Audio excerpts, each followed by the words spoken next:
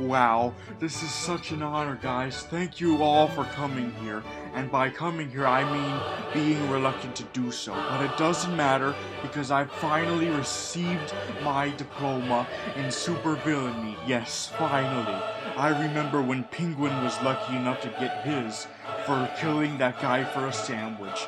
But the thing was, there is multiple different ways to achieve super villainy diploma.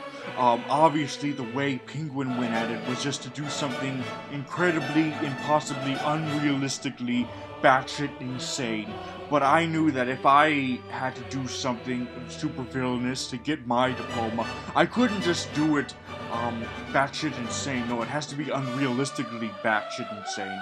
Like how, like as you know, the reason why I got this diploma is that I stabbed a man in cold blood. But the thing was, if I just stabbed him for no reason, that would have been too of a realistic batshit crazy thing, not an unrealistic thing. So people wouldn't have been like, oh, he's a supervillain. People instead would have been like, oh, let's lock him up for a long time and not decide properly what to do with him and hold him on trial for many, many years. So that would have been too realistic and too uncomfortable and too unsettling. It has to be unrealistically batshit insane.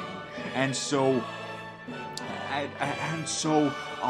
but that was not the only way to go at it. Another way to go at it is to do it tragically batshit insane. Yes, so tragically that it sounds like it had to be written by a comic book writer. And often the go-to way to do that is to have the supervillain think that what they're doing is a good thing, even though it's not. They have good intentions, but it winds up being something that's horrible and awful. So what I did was I decided to kill the man who was beating up my potential love interest. And it was not just because she's my potential love interest. Oh, Christina Kringle. No, it's not just because of that. It's because beating people is bad, okay? Beating people is bad. And you can all agree with that. Beating people for no good reason is bad. But stabbing people to death for no good reason is worse. So therefore, because I believed that the right thing to do was stab this guy to death just for beating someone, even though of course beating someone is not a good thing. You shouldn't do that. Stop. Stabbing people is no better. In fact, it's probably worse. And because of that tragedy, because of the tragedy of me not realizing that at the time, that is what got me my super villain status. Because obviously, you should not stab people just for beating people, but at the same time, people shouldn't beat people, especially if it's because they're in a relationship. If that's why, no, that's a realistic thing. That hits too hard to home. So let's solve the problem with an unrealistic thing, which is me stabbing them to death. And then we get into the quarrel of whether or not that itself is too realistic and uncomfortable.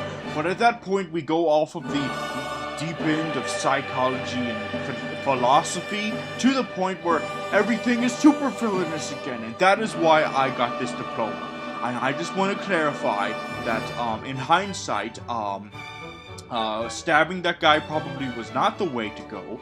The way to go was probably telling my fellow policemen, since, you know, I work with policemen. I probably should have just told him, like, hey, one of your coworkers is beating on his girlfriend.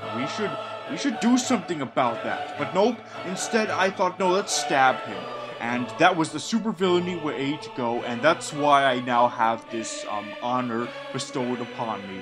Now, you could argue that no, that's not super villainous. That's still uncomfortably realistic.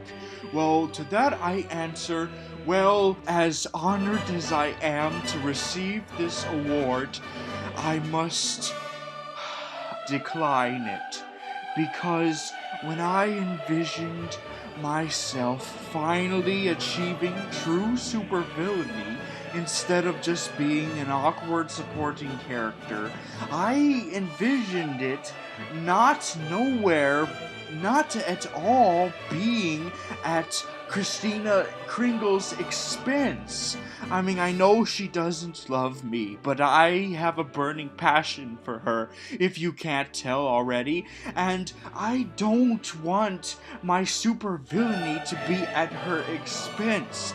And I'm afraid that the only reason why I'm getting this as an award is because she was harmed. So I will not accept this award. No, I will accept this award when I've done something else supervillainous that has nothing